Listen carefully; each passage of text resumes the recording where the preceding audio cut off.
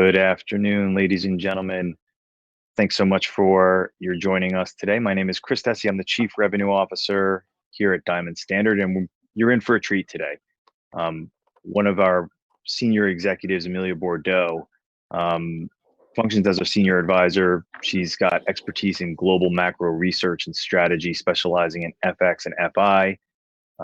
She is the author of our weekly market commentary, and she won't tell you about it, but she actually had her own show on CNBC. We're very, very lucky to have Amelia as a member of our team.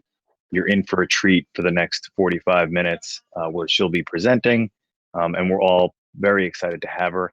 I am going to shut up. I'm going to hand it off to Amelia and let her dazzle you all with the market commentary. Thanks so much. Hi, Chris. Hi, everybody. Thanks for joining the webinar. Thank you for that kind introduction, Chris. I really appreciate it. And I'm glad everyone could join me this afternoon. Thank you. And you see our diamond commodity here on the front of the presentation. So today, this presentation is about market commentary. We're just going to review the first quarter of 2023. It was a very exciting quarter. And it's important to do that because so many things happened that it really is going to lead us into the remainder of the year. And as you know, it's already April. Q2 is well underway. So we're going to look at that too. But first, we're just going to look at an outline of the first quarter. And it's actually pretty clear. Luckily, the main market themes were actually broken into the 3 months. So each of the months had a distinct theme, which makes it easy for presentation purposes. So January was the Fed was signaling a downshift in the pace of its rate hike. So they had been hiking in 50 basis point clips, and they signaled that they would likely slow to clips of 25 basis points. Then in February, the US economy showed surprising resilience. The Fed turned hawkish. So they went back to, hey, their speak went back to, I think we need to actually remain hiking in clips of 50. And then in March, of course, as you know, we had the banking sector turmoil, which kicked off March 8th, and it caused a lot of volatility in the US bond market. We had high volatility in the US bond market. Here we just have a table of select financial assets and their performance. And we're just going to look at Q1 and then the individual months, which you see from left to right. So we'll just start with equities. So for the first quarter, equities did well. We had a down month in February. You can see that the second column from the end, everything's in red. And that was when the Fed renewed its hawkish talk of the 50 basis points. And then in March, it reversed. And now we have equities higher. And despite the banking sector turmoil, equities rose because we had the repricing of the expectations for the Fed to cut. And that was this year in 2023. And that was an aggressive repricing, and yields fell across the curve.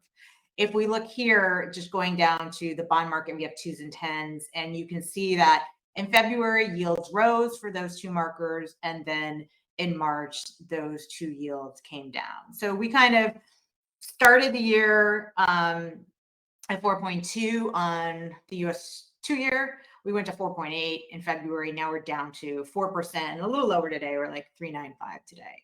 And on the 10, we were at 3.5 to start off the year. Went to 3.9, and now we're back down to like 3.5 in March. And because of kind of risk aversion, there was a bid for safe haven. And because the dollar fell, which you can see here, the DXY fell in March after being strong in February. So it was just everything reversed in March, basically.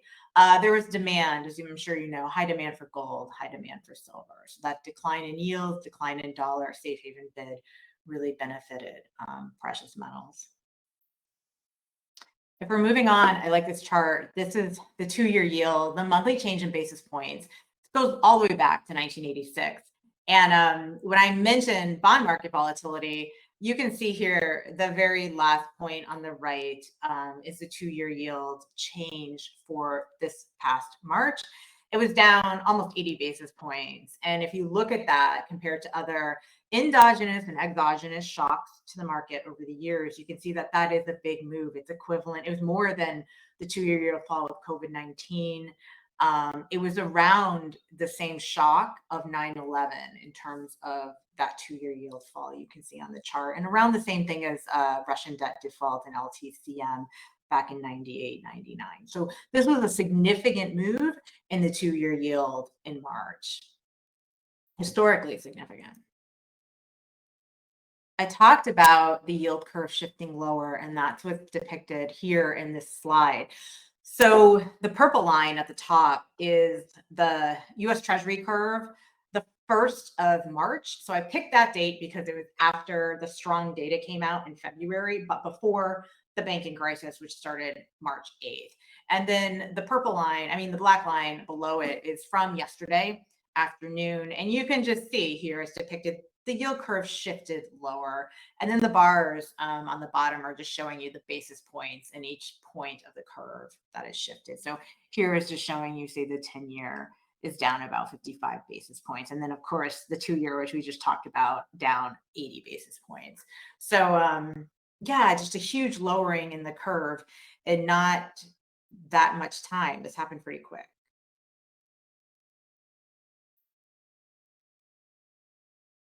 I mentioned that February saw strong data, and the data that was released in February was for January. So the January data in the US were quite strong, and you can see them highlighted here.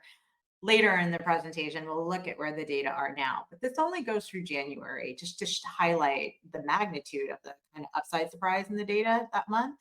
So payroll, this is revised, but payrolls were up 472,000. You see that's a big increase from December, and payrolls had kind of been moderating if you just look at the columns, but then no, boom, a big upside surprise. And then the right chart, the light purple line or column, is US core retail sales, and those had a, as you can see in the chart, a big upside surprise in January as well. So those were the two indicators really that caused Fed FOMC participants, voters on the Fed, to come out and publicly speak about maybe now we need to continue those 50 basis point rate hikes and not moderate to 25. So it was hawkish talk. And of course, March Madness started outside of basketball. Unfortunately, not as fun as the tournament. And this was the banking sector turmoil. So it was really concentrated in 2 tranches, kind of over 2-week periods. And it was kind of like a Wednesday through Sunday, both weeks. And we had a dislocation in the US and then some dislocation in Europe in the second week. So I won't take you through everything, but I'll just highlight a couple points. So as I mentioned, March 8th was the day it kind of all started. Those SVB troubles at Silicon Valley Bank came to light. And by March 10th, which was Friday that afternoon, federal regulators, the FDIC, announced that they had taken control of the bank. And then on Sunday, before market opened, obviously Monday morning in New York, a second bank was taken under FDIC receivership signature. And then the FDIC, importantly, and the Fed and the Treasury all came out and made a joint announcement that all deposits, both insured and uninsured, would be guaranteed for both banks.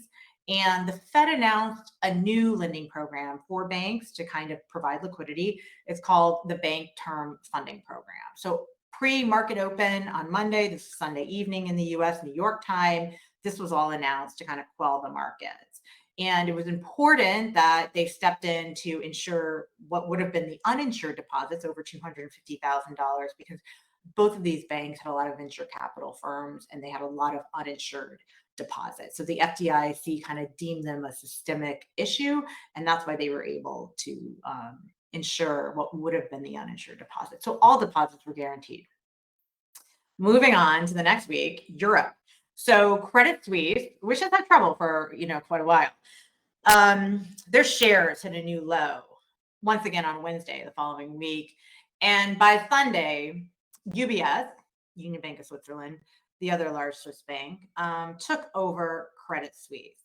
I used to work at UBS, so this was huge that Credit Suisse basically ceased to exist, but it was done through a takeover with some help of, I think, negotiation with the Swiss National Bank. So that was okay, but it created a lot of turmoil. And then March 24th, a few days later, investors, which no one really knows the exact reason why this happened, but investors caused a huge sell-off in Deutsche Bank shares, the German bank, and Deutsche Bank CDS spiked that day. And it was such a sudden move that the German Chancellor Schulz, came out to reassure markets of Deutsche Bank's stability. And Deutsche Bank so far has ended up being fine.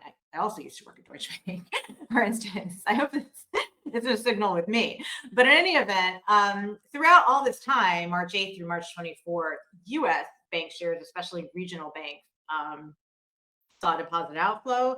Their shares were lower. And then the wider U.S. banking sector, their stock went down as well. So it caused turmoil basically across equities, and you had a lot of high bond market volatility. And all of this led into the Fed meeting, the FOMC meeting on March 22nd. And so the Fed delivered a 25 basis point rate hike. It was an intensely watched meeting because market participants were thinking, will they hike with this banking sector turmoil? Is it too risky? Maybe they should pause and reassess. And the Fed was very clear. Powell in the press conference said inflation affects everybody basically in the United States, all Americans. It was paraphrasing him, but that's what he said. So inflation took the front step, right? Inflation was more important to them basically than the banking sector turmoil. And so they were very clear that they were dealing with the two separately. So they're dealing with inflation through the rate hikes, and they were able to deal with the banking sector turmoil through the steps that have been taken that Sunday night with the FDIC and the Treasury Department and their new lending facility to provide liquidity, which was that bank term funding program, which I mentioned. So they separated the two, inflation and financial stability, two separate mandates, two ways of dealing with them. Now, a significant number of FOMC participants thought that there would be further tightening in credit conditions. And of course, tightening in credit conditions and tightening in financial conditions act almost as a rate hike. And Powell has said that effectively in the press conference. They could act as a rate hike should they tighten enough. And so those participants reflected this in their forecast, which we'll look at next. But it was too soon to judge the amount of credit tightening that had resulted already from this banking sector turmoil and would result in the future. And so just going forward, that's what most people in the market are watching, and certainly the Fed is watching. And we'll take a look at some of the indicators soon. But they're watching credit tightening. It's going to be very important going forward. And so new forecasts were actually released at that meeting. And here they are. This is called the dot plot. And this is the midpoint of the Fed funds target level. So what I want to focus here on is 2025, which is the third column over, and just look at the dispersion of the forecast. The dots are spread really far apart. So people on the FOMC are disagreeing with each other, right? They see completely different outcomes for the economy and therefore for rates. And in 2024, the middle column there, it's also pretty spread out, not as much as 2025, but it is, you can tell that there's varying opinions on the FOMC. And now we're just going to take those dots and we're going to look at the actual numbers, which are their forecasts. This is from the Fed. And I just want to look at 2025, the range again. It's the second chart from the second column from the right. And you can see that big dispersion in 2025 in the Fed funds rate. Some people are forecasting 2.4. Some people are forecasting 5.6. Huge range. If we go to the median now, which are the columns that are most left, and you look down at the bottom at the Fed funds path, the Fed sees 2023, the Fed funds rate ending at 5.1%. We're almost there. We're at 475. So that would imply another 25 basis point rate hike, basically. So we'll take a look now soon what the market is pricing as well. But it's important to note that the Fed really doesn't see any rate cuts this year. They're ending the year with that forecast, the median Fed funds rate at 5.1%. So after all of this, where are we now? We've started April, we've started the second quarter. And you can see here, this is the chart of the S&P 500, the regional bank index for the US, and the US wider bank stock index.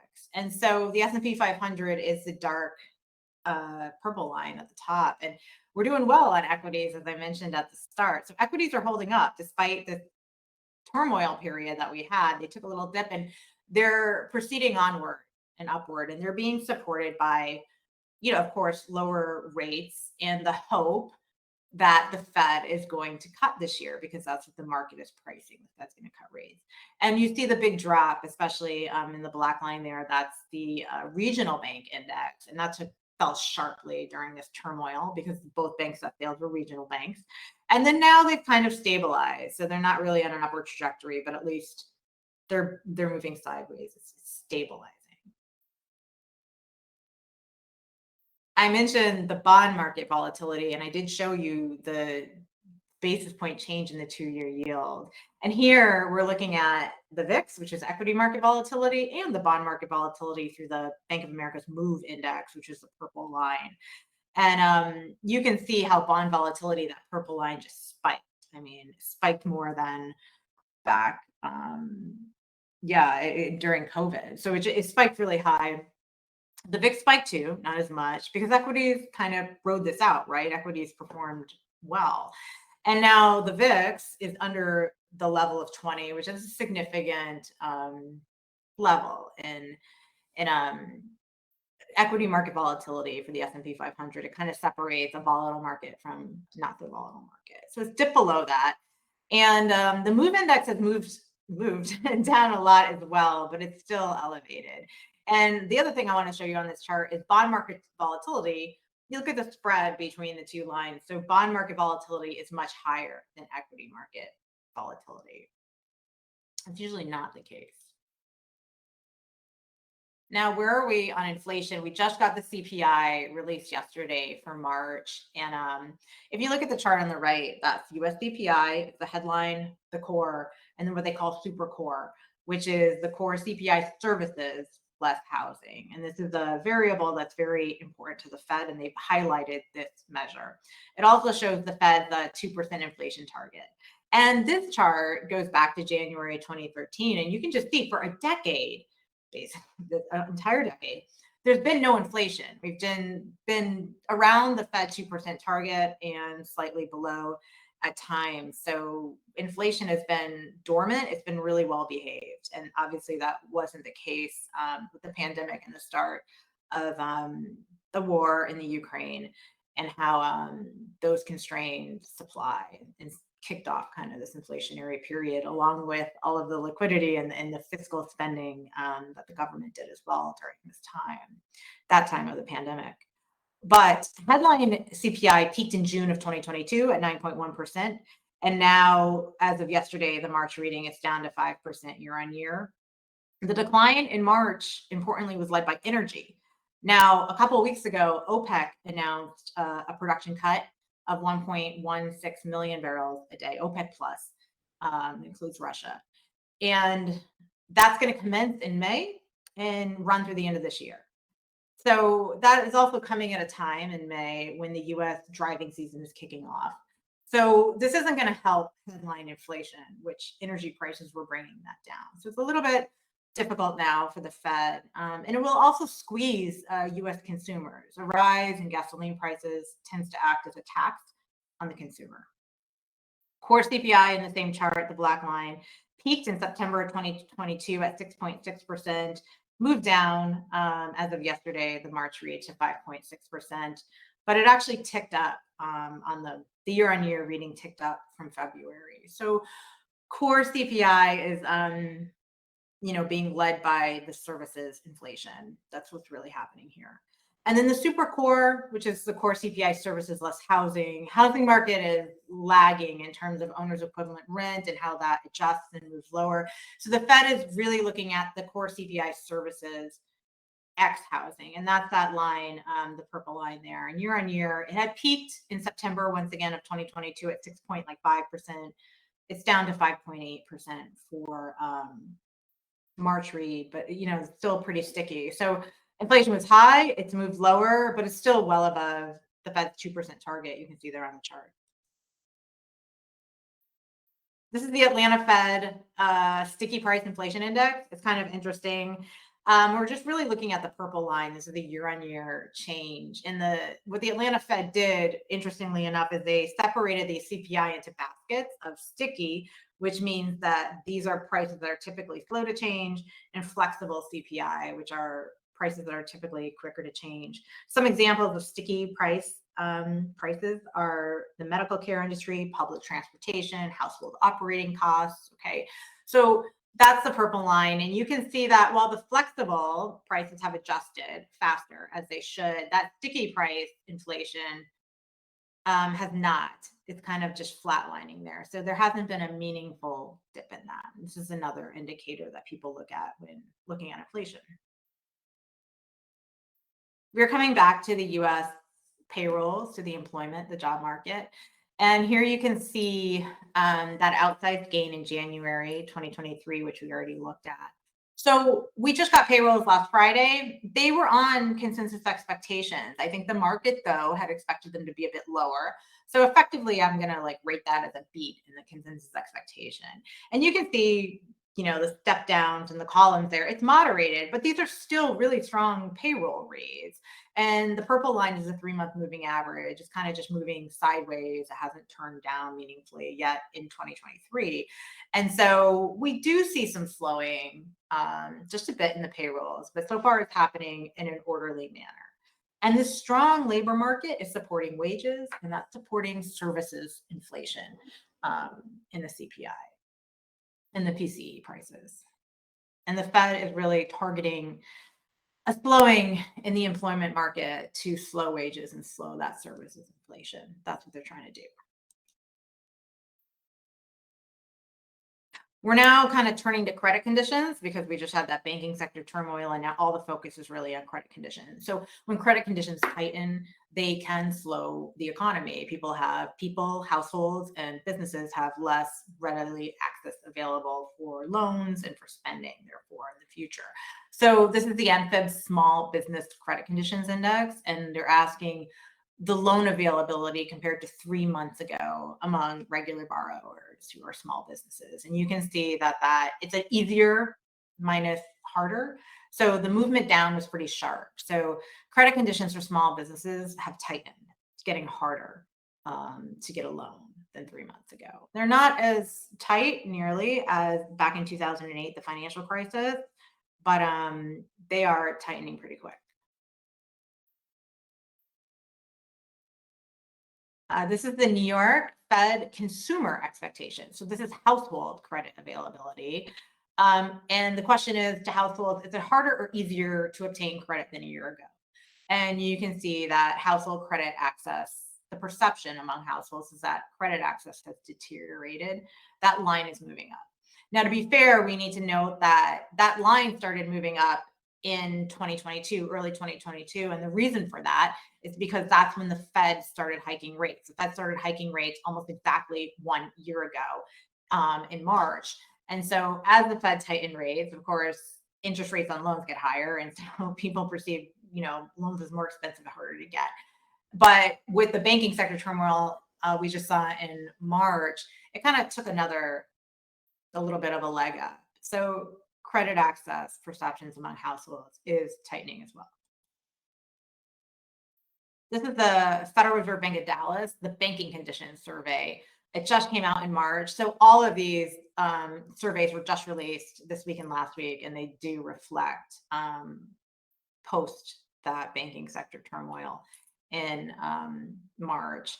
This is for the 11th Fed district. So that just covers really Texas, part of Louisiana, and New Mexico. But in any event, there's a further rollover on loan demand since the banking sector turmoil began. And you can kind of see that for especially consumer loans, for residential real estate loans, and commercial real estate loans, getting more difficult to get those.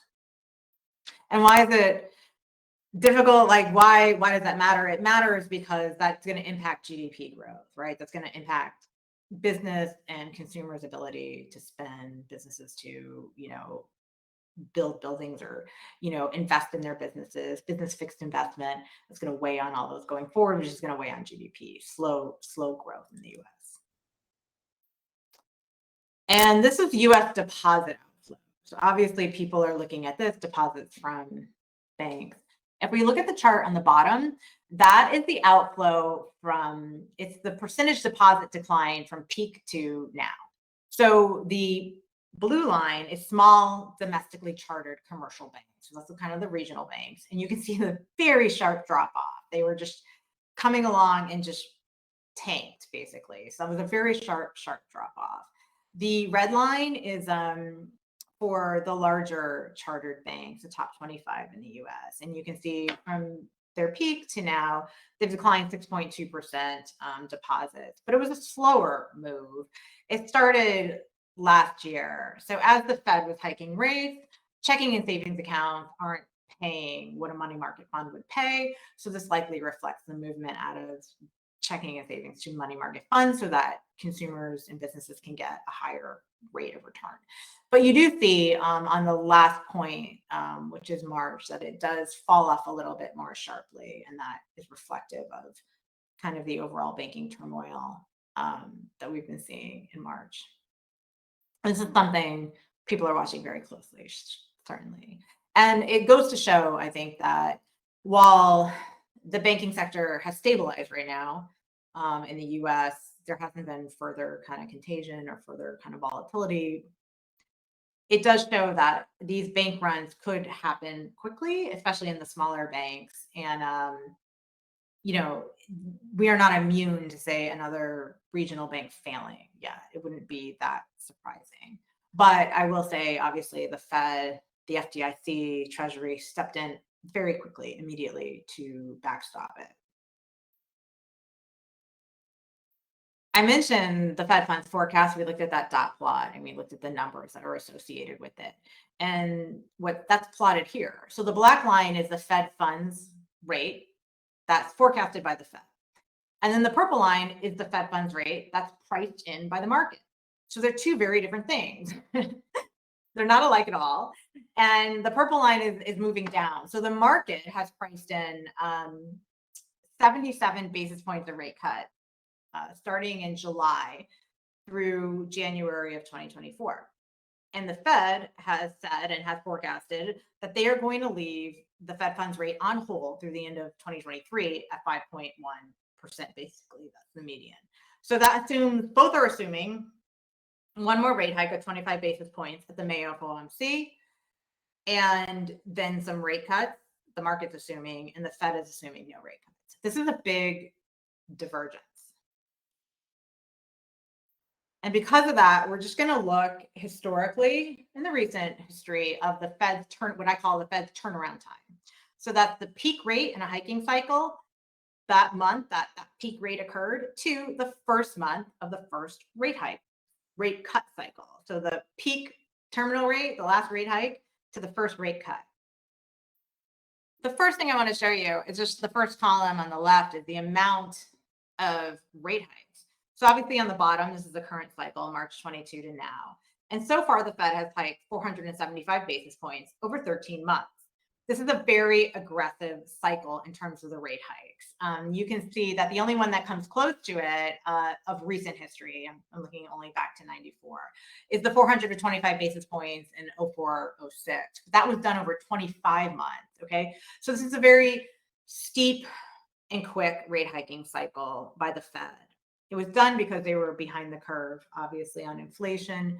They had kept saying, like other central banks around the world, inflation was transitory, and obviously it was. So it was a policy error by the Fed. They were behind the curve and now had to hike aggressively to try to make that up. If you look at the last column in purple, that's the month to the first rate cut. So it's 5 months from the last hike to the first rate cut, 7 months from the last hike to the first rate cut, 14 months from the last hike to the first rate cut. What the market is pricing here in this previous slide, what the market is pricing here is the last rate cut, the last rate hike in May, and the first rate cut in July. Sorry, let me say that again. The market is forecasting the last rate hike in May and the first rate cut by the Fed in July. So that would give you a turnaround time here of 2 months. That would be the fastest in recent history. It would be turning on a dime. And I'm not sure how realistic that is without further dislocation in the banking sector. So what are the implications between the difference, what the Fed's forecasting and the difference what the market is pricing? As I mentioned at the March FOMC, the Fed separated the inflation fight from its need to stabilize the banking system and used different tools to do each of those jobs. Ahead, it has to probably make a choice in what to do. If inflation remains relatively high and is sticky, we could get into a stagflation environment. Everyone kind of talks about inflation moving up or inflation moving down, inflation or deflation, but there's this clear middle ground, which is called stagflation, which is a place that the Fed doesn't want to be stuck at.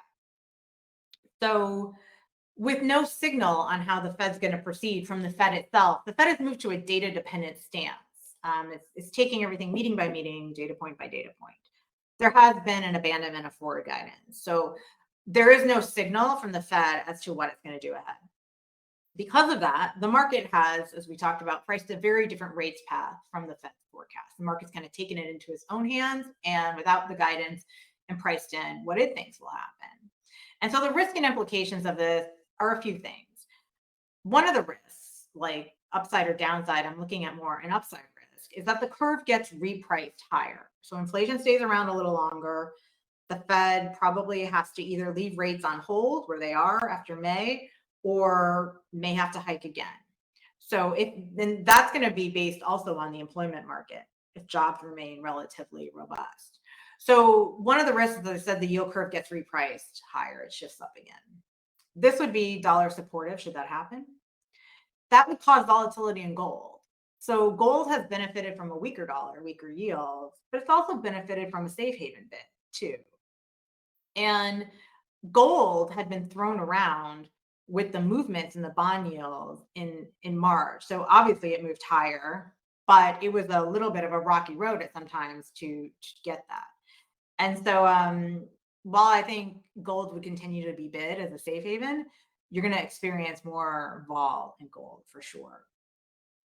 This could also signal kind of the end of this US equities Goldilocks scenario. So right now, equities are kind of skipping over a recession, right? So the bond market is pricing, the Fed's kind of done with the inflation fight after May, and we're going to quickly see rate cuts, which is going to soft land the economy because the Fed's going to now be ahead of the curve, even though they were behind the curve, and cut kind of before we get too much of a slowdown in the US economy as seen in the data. And so equities are bid, they're trading higher, they're doing well because they're kind of skipping over they're assuming rate cuts immediately and skipping over kind of that recession period that could come. It's probably likely to come. So we're just going to look at the commodity, the diamond commodity, gold and silver here. And so you can see here, it's all three. Gold is yellow, silver is gray, and the diamond indexes are purple. And it's shown here with the VIX index. So on March 8th, that's the big spike. VIX spikes, vol spikes, and commensurately, the precious metals group do well, right? They have a safe haven bid, gold's up, silver's up, and the diamond index did rise in the days following the banking crisis as well. Here, just following along with this chart, this is gold, silver, the US 10-year yield, and the DXY, the dollar index, the US dollar. So the 10-year yield and the DXY are both in purple, the light and the dark purple, and they're inverted, which means when they're going up, those two lines, they're getting weaker. So it's a V chart. There's a clear inflection on March 8th, which is the day of SVB troubles. And so all in February, the dollar was strengthening, the 10-year yield was strengthening. That's moving lower because the yield, the axis is inverted. And gold was weakening, silver was weakening. And then we have a definite inflection point on March 8th where the dollar starts to weaken because the trouble starts in the US. And then US yields start to weaken. That's the dark, it's a light purple line moving up. And then gold and silver are just pulled up immediately, both on safe haven, weaker dollar, lower yields. Very clear in the chart. We're looking here at just kind of key periods of performance under times of market stress. So this is gold, diamond, commodity, and S&P 500. So gold is yellow, diamond commodities purple, and the S&P's black. And you can see it's COVID, the U.S.-China trade war, the 2010 flash crash. You can see across all, we pretty much get a safe haven bid from diamonds and gold for the most part. And that just reflects that the diamond commodity it's trading like a safe haven asset. So even though it hasn't been fully financialized yet, which is what we are working toward, it still kind of trades in times of distress, safe haven. And the S&P 500 was odd in COVID-19 because U.S. consumers received all of that fiscal stimulus. This is the latest period of market stress, and the same chart, the S&P gold and the diamond commodity. And this on the left is the first 2 weeks of the Russia-Ukraine war, when Russia invades Ukraine on the start date of 24th of February, 2022. That was the day of the invasion. And so you can see here over the first 2 weeks, there was the safe haven bid once again for gold and the diamond commodity. And then, of course, we're just looking at the banking sector turmoil we've been talking about this whole time. You saw gold really outperform because of the lower yields in the US. And then you did see diamond index up a bit.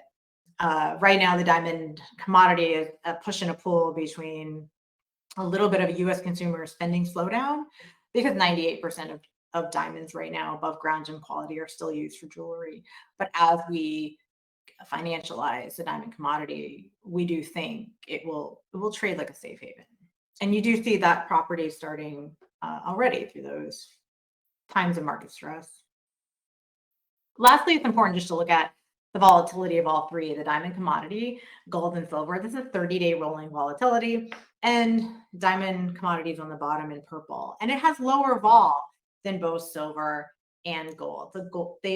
Vol has risen slightly for each over this kind of period of turmoil, but it's important that the diamond commodity has low vol, lower than the other two precious metals.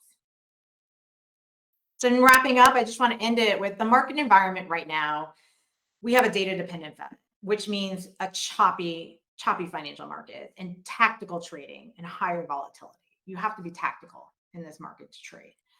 A consensus seems to be forming around a Q4 2023 recession, but there's little agreement on its depth and duration among analysts, whether they're at hedge funds, banks, or the Fed itself.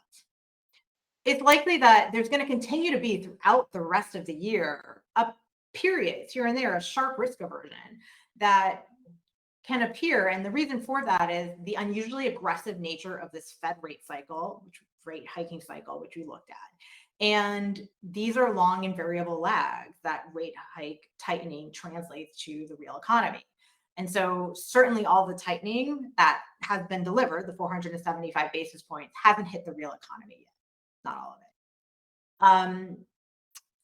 This environment should support safe haven assets over the course of the year. It would be prudent to have some safe haven assets to try to combat this market volatility, which I do believe will happen from time to time this year. It could be quite sharp at times. So, we have safe haven assets such as the dollar. And that really depends on, where in the world kind of the volatility is coming from and if rates get priced higher. But certainly the US dollar is a safe haven, gold, and of course the diamond commodity, which we looked at all those through periods of distress. So we do see the benefits of precious metals in a portfolio, to hedge against these distress periods. And, specifically talking about the diamond commodity, it has low vol and it also has lower correlation with other asset classes. And low correlation right now is difficult to find. So that's why, we like it. Some upcoming events. Friday, tomorrow, Fed Governor Waller speaks on the U.S. economic outlook. This will kind of be the first time we're hearing from a Fed official in a while. So let's see if he gives any direction. He's a voter. Of course, we have the May 3rd FOMC announcement. The market's expecting a 25 basis point rate hike, but what they're also expecting is the Fed to signal that it'll pause. So we have to see if they're going to do that or not. That's kind of up in the air. And then June, of course, is the deadline for the De Beers Group negotiation with the government of Botswana. The government of Botswana, or the mines in Botswana, supply the majority of the De Beers Group diamonds, and they have a long-term contract for both mining and selling the diamonds that is under negotiation. And both myself and Diamond Standard Director Nishiva Chan have written about this in our weekend review, and you can go to our website and take a look at that, or also sign up for the notes. And if you reach out to me, I'm happy to send you, but that'll give you an overview of what's going on. And the diamond industry is watching this negotiation pretty closely. That's it for me. I want to be conscious of your time. I'm at 40 minutes. Thank you for joining. Would anyone have questions? I'm going to say we have a bunch of questions that are coming in right now through chat. So if anybody that's still listening here, I see there's a bunch of people that have stayed through the entirety of the webinar because it was an absolute treat. If you have questions, just shoot it into the chat functionality and I'll read them out to them. What is going on in markets today regarding the USD move? Right. So this morning, what's happening in markets today? Equities are up. The dollar is down. It fell pretty sharply. The euro is topside through 110. The DXY index down to 101. And it hasn't been, kind of sub 101, I think, for almost a year. But anyway, this is all kind of predicated on the producer price index came out this morning, which usually is not a tier 1 indicator, but because there's so much focus on inflation, the market's trading every data point. So it was lower than expected, which is good news on the inflation front. And now the dollar is falling and yields are falling, and in reaction to that. But it's just showing you kind of how fickle a trading environment we're in, that they're really trading data point by data point. Great. And we have a question from Diamond Standard friend and longtime investor Linda Weckler says, in your opinion, why have gold and silver been much stronger in the last month than diamonds? Diamonds are still impacted by kind of dueling forces, right? So the diamond industry, which is not unusual to other industries right now, because certainly other industries are doing the same thing. They're anticipating a slowdown in the US economy. They're anticipating, this Fed rate hike to slow employment, which will slow consumer spending. So far, that really hasn't had that much of an effect yet. But the diamond industry is looking forward and thinking that it will. So diamonds, they're kind of hesitant to build inventories, and they're a little bit lowering prices as well, which is why we have seen here and there the diamond commodity a bit on its back foot relative to gold and silver, because it does have more of a consumer element to it. As I said, the majority of diamonds right now are still used as gemstones in jewelry. But as we financialize it, or in a period of very high volatility, for just that period, we have seen the diamond commodity certainly been used as a safe haven investment. And so we are kind of advocating, just in a portfolio strategy sense, to use it to diversify even your precious metals holdings, because it has lower correlation and lower vol than the other two. But to answer your question, gold and silver are financialized already. So they trade intraday. So, you're seeing much more liquidity in them intraday. And when the yields fell and the dollar weakens, they react instantaneously and, they rise. I will say that silver going forward, if there is a recession, is more impacted by the industrial sector, right? Because 50% of silver is used for industry, which is unlike gold and unlike diamond. So should, we have a deep recessionary turndown, silver would certainly be impacted by the growth outlook. Great. I'm going to ask Dan French, you asked a question. I believe Amelia answered it, but if you would like to follow up and add additional content in the chat, we'll be happy to get to it. But while Dan is doing that, we'll get to another question, which was the SVB bank run unusual? So in one sense, it was a classic bank run, in the sense that it was textbook that a question was raised about kind of the safety or the deposit status of a bank, Silicon Valley Bank. And then kind of depositors got wind of that question or uncertainty, and they're going to get their money out now and figure out the problem later, right? So it was just kind of like not going to ask questions of the bank, taking out my money, at least the uninsured deposits, and we'll figure it out later. So safety first in terms of their deposits.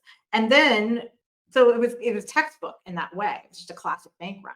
But the more unusual part about it was the speed with which it happened. So it was obviously very concentrated in VCs, which is unusual. It had, I believe, the majority or at least 50% of its deposits over the uninsured level, and very concentrated in a certain group of firms who spoke to each other and immediately all basically withdrew their funds. And so that was the unusual part about it.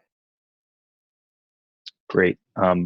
Dan hasn't responded, but we have one final question, unless anybody else would like to add an additional question. Have you considered offering a stable coin based on diamond bars or the like?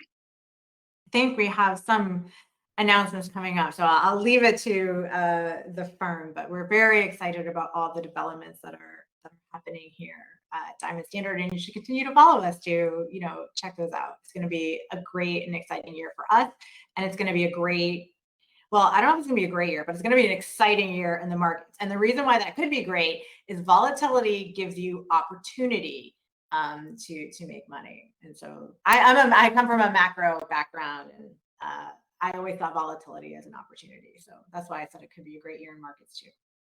Wonderful. Well, thank you so much, Amelia. I think this was an absolute treat. For those of you that are on the call, you will get a recording of the webinar that will come out in a day or two. If you do have questions, you can email Amelia. Her information is still up on the board right now. Yeah, it's right there. Yeah. But thanks so much to everybody that attended, and thank you, Amelia. That was fantastic. Thank you. 47 minutes. Thank you. Bye. Bye.